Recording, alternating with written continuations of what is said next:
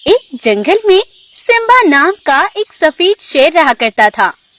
Simba बहुत ही अच्छी आदत का और रहमदिल था। सिम्बा अपनी पत्नी और बेटे के साथ रहता था। शेर और शेरनी अपने बेटे के साथ खुशी खुशी रहा करते थे। एक बार शेर नदी पर पानी पीने जा रहा था, तभी रास्ते में उसे कुछ शिकारी खड़े दिखाई देते हैं।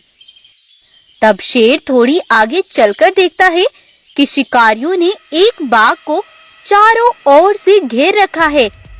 तब शेर बाघ की मदद के लिए जाकर एक शिकारी पर हमला कर देता है। तो डर के मारे सारे शिकारी वहां से भाग जाते हैं। तब बाघ सुकून की सांस लेते हुए बोलता है, शेर दोस्त, तुम्हारा बहुत शुक्रिया। तुम सही वक्त पर यहाँ आ गए, नहीं तो ये शिकारी मुझे जान से मार डालते। परेशानी में घिरे हर जानवर की रक्षा करना मेरा फर्ज है। लेकिन बाघ भाई, तुम यहाँ कहाँ से आए हो? क्या बताऊं भाई, कुछ साल पहले एक तूफान में मेरे बीवी बच्चे मर गए थे, इसीलिए अब मैं वो जंगल छोड़कर आ गया। मैं अब बिल्कुल अकेला हूँ भाई। कोई बात नहीं दोस्त, आज से तुम मेरे साथ एक अच्छे दोस्त बनकर रहोगे। तब शेर बाघ को अपने घर ले जाता है और उसकी मेहमान नवाजी करता है। सुनो दोस्त, आज से तुम मेरे ही जंगल में रह सकते हो, और कभी भी तुम्हें किसी चीज की भी जरूरत हो तो मुझे आकर बता देना।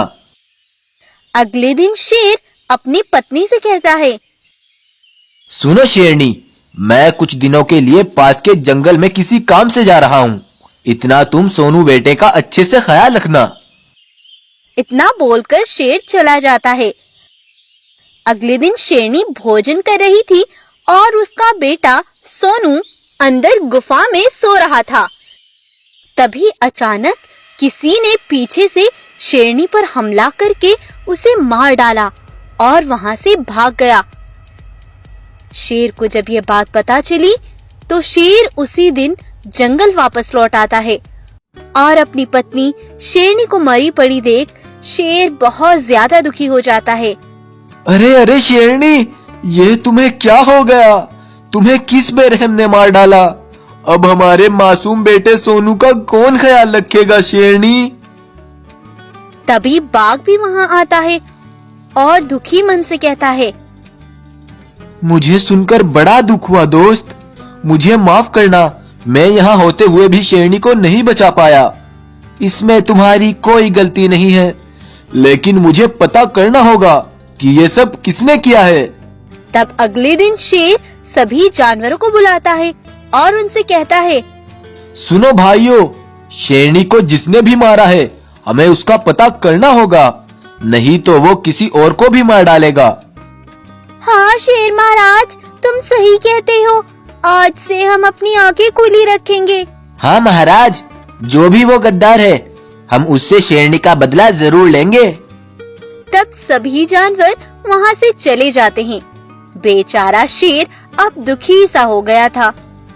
अगले दिन शेर, बाघ और शेर का बेटा जंगल में टहल रहे थे। कुछ देर बाद शेर बाघ से कहता है, सुनो बाघ, मैं भोजन लेकर आता हूँ, तुम सोनू को लेकर गुफा पर जाओ। तब बाघ सोनू को लेकर गुफा की ओर चल देता है। कुछ दूर चलकर बाघ सोनू को रोक लेता है।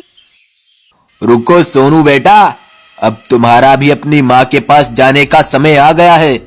जैसे मैंने तुम्हारी माँ को मार डाला था, अब मैं तुम्हें भी मार डालूंगा और फिर तुम्हारे पिता की बारी है, और फिर उसके बाद मैं इस जंगल का नया राजा बनूंगा।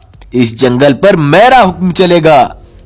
बाघ ऐसा बोल रहा था, तभी झाड़ियों के पीछे से शेर और चीता निकल कर आते हैं। उनको देखकर तो बाघ की सांसें ऊपर की ऊपर और नीचे की नीचे रह जाती हैं। मैंने कहा था ना महाराज, ये बाघ ही गद्दार है, इसी ने शेरनी को मारा था। तुम्हारा शक बिल्कुल सही निकला चीता। महाराज, अगर आप बुरा ना माने तो मैं तुम्हें कुछ कहना चाहता हूँ। हाँ बोलो चीता, क्या बात है? महाराज, मुझे शेरनी की मौत का एक जानवर पर शक है। अच्छा चीता, बताओ बताओ चीता, कौन है वो, बताओ मुझे। महाराज, वो जो तुम्हारा दोस्त बाघ है, मुझे उसी पर शक है। ये तुम क्या बेवकूफी वाली बातें कर रहे हो चीता? बाघ मेरा बहुत अच्छा दोस्त है, वो ऐसा कभी नहीं कर सकता। महाराज, हो सकता है वो लालच में आकर यहाँ का राजा बनने के लिए ये सब कर रहा हो। एक बार हमें उसे आजमाकर देखना होगा। अच्छा, तो बताओ, हम उसे कैसे आजमाएंगे? महाराज, आज आप जंगल में टहलने जाओ और फिर तुम कोई बहाना बनाकर अपने बेटे को अकेला बाघ के साथ गुफा पर भेजना। अगर बाघ गद्दार हुआ तो वो सोनू के साथ जरूर कुछ करेगा। अगर बाघ गद्दार हुआ भी तो वो मेरे बेटे को मार डालेगा। हाँ, इसीलिए महाराज, हम दोनों बाघ का पीछा करेंगे। बाघ, चीता ने मुझे सही बताया था कि वो गद्दार तुम ही हो। मैंने तुम्हें भरोसेमंद दोस्त समझा और तुमने मुझसे गद्दारी की। अब मैं तुम्हें छोड़ूंगा नहीं। तब शेर गुस्से से बाघ पर हमला कर देता है और उस गद्दार धोखेबाज बाघ का वहीं पर अंत कर देता है और फिर सभी जानवरों को बुलाकर बाघ की सच्चाई बताता है और उसी दिन से चीता को अपना सेवक बना लेता है और फिर खुशी खुशी वो सभी जंगल में रहने लगते हैं। इस तरह उस गद्दार बाघ का वहीं पर अंत हो जाता है। दोस्तों, इस कहानी से आपको क्या शिक्षा मिलती है? इस कहानी से आपको ये शिक्षा मिलती है, हमें कभी भी किसी पर भी आंख बंद करके भरोसा नहीं करना चाहिए। तो अगर आपको आज की हमारी स्टोरी अच्छी लगी है तो इसको लाइक, शेयर और सब्सक्राइब जरूर करें। Thank you. एक जंगल में एक शेरनी अपने बेटे को जन्म देती है। शेरनी का बेटा बहुत ही सुंदर और सफेद रंग का था। शेरनी अपने सफेद रंग के बेटे से बड़ा प्रेम करती है और हमेशा ही उससे लाड लड़ाती रहती है। एक बार शेरनी अपने बेटे को प्यार भरी नजरों से देखती हुई कहती है, मेरा लाडला बेटा शेरू, शेरू तुम मुझे मेरी जान से भी प्यारे हो। तुम जैसा तो जंगल में कोई भी नहीं है। कभी मेरी नजरों से ओझल मत होना बेटा और कभी मुझसे दूर मत जाना। शेरनी इस तरह अपने बेटे को प्यार से समझा रही होती है, लेकिन उधर दूसरे जंगल का बाघ भी इनके जंगल में घुस आता है। बाघ जंगल में टहल ही रहा होता है कि थोड़ी ही देर बाद बाघ की नजर शेरनी पर पड़ती है। शेरनी को देखते ही बाघ की जीभ लपलपाने लगती है। बाघ मन ही मन सोचता है, अरे वाह, कितने मजे का शिकार है। इसे खाने के बाद तो मुझे 10 दिन तक भूख नहीं लगेगी। इस शेरनी को मारने के बाद इस जंगल के जानवरों का बेवकूफ बनाकर इस जंगल पर राज करूंगा। बाघ ये सोचकर शेरनी पर पीछे से बहुत जोरों का हमला कर देता है और बेचारी शेरनी बाघ से बेखबर खड़ी थी, इसीलिए वो कुछ भी नहीं कर पाती और बाघ एक ही झपटे में उसको जान से मार डालता है। शेरनी का बेटा गुफा के अंदर खड़ा ये सब देख लेता है, लेकिन इतने बड़े खूंखार बाघ को देखकर शेरनी का बेटा बेचारा बहुत डर जाता है और चाहते हुए भी कुछ नहीं कर पाता। बाघ शेरनी का शिकार करके मजे से टहलने चल देता है। जैसे ही बाघ वहां से जाता है तो शेरू गुफा के बाहर आकर अपनी माँ को देखकर बहुत जोर जोर से रोने लगता है। माँ, माँ उठो ना माँ, तुम मुझे ऐसे छोड़कर नहीं जा सकती माँ। तुम ही कहती थी ना माँ कि मेरी आंखों से दूर मत जाना। अब उठो माँ, आंखें खोलो माँ, मुझे देखो, मैं आपका बेटा, मेरा ख्याल कौन करेगा माँ। शेरू ऐसे रो रहा होता है कि तभी वहाँ कुछ जानवर आते हैं। शेरनी को मरा पड़ा देख सभी जानवर चौंक जाते हैं। शेरू, ये क्या हो गया? महारानी शेरनी को आखिर किसने मारा? शेरू रोते हुए जो हुआ सब बता देता है और ये सुनकर जंगल के सभी जानवर बहुत गुस्सा हो जाते हैं। डरपोक लालची बाघ, पीछे से वार करना जानते हो, हिम्मत है तो सामने आओ। जंगल के सभी जानवर शेरू को दिलासा देते हैं और बाघ को मारने के लिए निकल जाते हैं। बाघ पेड़ के नीचे मजे से आराम कर रहा था। जंगल के इतने सारे जानवरों को इकट्ठा आते हुए देख बाघ समझ जाता है। लगता है इन सभी जानवरों को पता चल गया है कि शेरनी को मैंने मारा है और ये मुझसे बदला लेने आए हैं। मुझे भागना होगा। बाघ जंगल से तेजी से 9-11 हो जाता है। बाघ के भाग जाने के बाद गाय शेरू से कहती है, देखो शेरू बेटा, वो बेरहम बाघ तो भाग गया, लेकिन तुम आज से मेरे साथ रहोगे। मैं तुम्हारा बहुत अच्छे से ख्याल रखूंगी बेटा। अब गाय ही शेरू का बहुत अच्छे से ख्याल रखती और उसे पालती पोसती।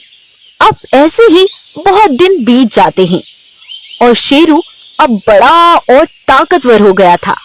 अब शेरू गुस्से से उस बाघ को ढूंढने पास के जंगल में पहुंच जाता है। थोड़ी ही दूर चलकर शेर को एक खरगोश दिखाई देता है। वह खरगोश के पास जाकर उससे पूछता है, खरगोश भाई, मुझे बाघ के बारे में मालूम करना है। क्या तुम मुझे बता सकते हो इस जंगल में बाघ कहाँ मिलेगा? हाँ शेर, बाघ पास की ही गुफा में रहता है। उसका एक छोटा बेटा भी उसके साथ रहता है। दरअसल वो बाघिन उसे जन्म देते ही मर गई थी, इसीलिए बाघ का बेटा गुफा में ही रहता है। यह सुनकर शेरू की आंखों में आंसू आ जाते हैं और उसे अपना बचपन याद आ जाता है। तब वो मन ही मन सोचता है, अगर मैंने बाघ से अपनी माँ का बदला ले भी लिया तो बाघ का बेटा भी मेरी ही तरह अनाथ हो जाएगा। नहीं, मैं ये नहीं कर सकता, लेकिन मुझे बाघ को भी सबक सिखाना पड़ेगा। वह अपने दिमाग में एक प्लान बनाकर बाघ की गुफा से बाघ का बेटा उठा लाता है। शाम में जब बाघ वापस आता है तो गुफा के सामने कुछ खून और मांस पड़ा देखता है। जैसे ही वे अंदर देखता है तो बाघ का बेटा भी वहां नहीं था। यह देखकर बाघ के पैरों तले जमीन खिसक जाती है।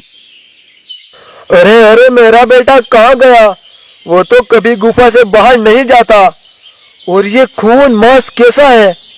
नहीं, ये मेरा बेटा नहीं हो सकता। अब मैं अपने बेटे को कहाँ से लाऊं? बाघ बहुत ही ज्यादा दुखी हो जाता है और रोने लगता है। तभी गुफा के पीछे से शेरू बाहर निकल कर आता है और बाघ से कहता है, सुनो बाघ, तुम्हारा बेटा जिंदा है। ये सब तो बस मैंने तुम्हें दिखाने के लिए किया कि तुम्हें भी आखिर पता चले कि किसी की माँ या बेटे को उससे दूर करने से कितना जोर पड़ता है। तुमने मेरी माँ को बचपन में ही मार डाला था। तुमने अच्छा नहीं किया था बाघ। तब बाघ को सब कुछ याद आ जाता है। तो वो शेरनी तुम्हारी माँ थी? मुझे ये सब नहीं पता था। मैं आगे से ऐसा कभी नहीं करूँगा। मुझे माफ कर दो शेर। हाँ ठीक है, मैंने तुम्हें माफ कर दिया, लेकिन आगे से ऐसा कभी मत करना दोस्त। शुक्रिया शेर। शेर, तुम भी बिल्कुल अकेले हो। तुम हमारे साथ जितने दिन चाहे रह सकते हो। तब वो दोनों एक दूसरे को माफ करते हैं और दोस्तों की तरह रहने लगते हैं और खुशी से अपना जीवन व्यतीत करने लगते हैं। तो इस कहानी से आपको क्या शिक्षा मिलती है बच्चों? यही कि अगर बुराई का बदला भलाई में दिया जाए तो बुरा इंसान भी आपकी अच्छाई में ढल जाता है। जैसे एक खूंखार बाघ शेरू की अच्छाई देखकर उसी के साथ रहने लगा और उसकी अच्छाई से ही खुद के गलत होने का एहसास करने लगा। तो अगर आपको हमारी आज की स्टोरी अच्छी लगी है तो इसको लाइक कीजिए, शेयर कीजिए और चैनल को सब्सक्राइब कीजिए। Thank you.